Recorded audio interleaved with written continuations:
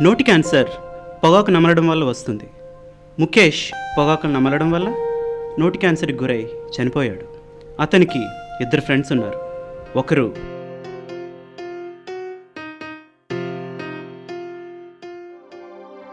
నా పేరు మంటేష్, నేను ముఖేష్ ఫ్రెండ్ని.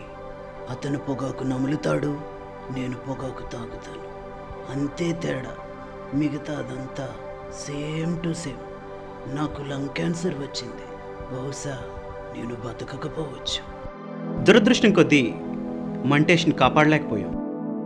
ముఖేష్కి మరో ఫ్రెండ్ ఉన్నాడు. అతను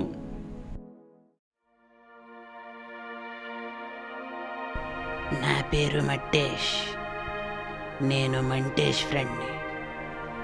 మంటేష్కి పొగ త్రాగే అలవాటు ఉంది, నాకు వాడితో తిరిగే అలవాటు ఉంది. నేను వాడి ఫ్రెండ్ అయ్యాను.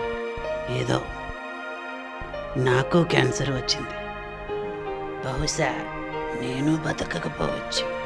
నాకు క్యాన్సర్ ఎందుకు వచ్చిందో తెలీదు, ఎందుకు చచ్చిపోతున్నానో అర్థం కాదు. కంటికి కనిపించిన పొగతో బయటికి కనిపించిన క్యాన్సర్ను అనుభవిస్తున్నాను. దురదృష్టం కొద్దీ మట్టేష్ని కూడా మేము కాపాడలేకపోయాం.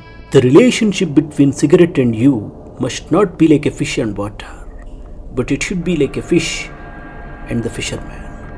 You think you are the fisherman, but you will be like a fish fry one day. ఎప్పుడో చదివిన ఇంగ్లీష్ అండి. అర్థం అవ్వకపోతే ఈ షార్ట్ ఫిల్మ్ మళ్ళీ చూడండి, అర్థమైతే షేర్ చేయండి.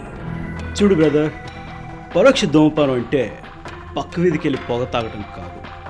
పొగ తాగేవాడి పక్క నుండి వాడు వదిలే పొగని మనం పీల్చడం. మానేయండి బాస్. మానేస్తే ఇంకో 10 సంవత్సరాలు బతుకుతారు. 10 సంవత్సరాలు ఈజ్ రియల్లీ సంథింగ్. మనం చూస్తూ ఉండాలి, కానీ ఇంకో 10 ఏళ్ళు బతికేస్తారు. తాగొద్దు బాస్, బాగుంటుంది. మీ జీవితాల్లో జోక్యం చేసుకుంటున్నానని ఏమీ అనుకోబాకండి. అందరూ సిగరెట్ మానేస్తే బాగుంటుంది బాస్.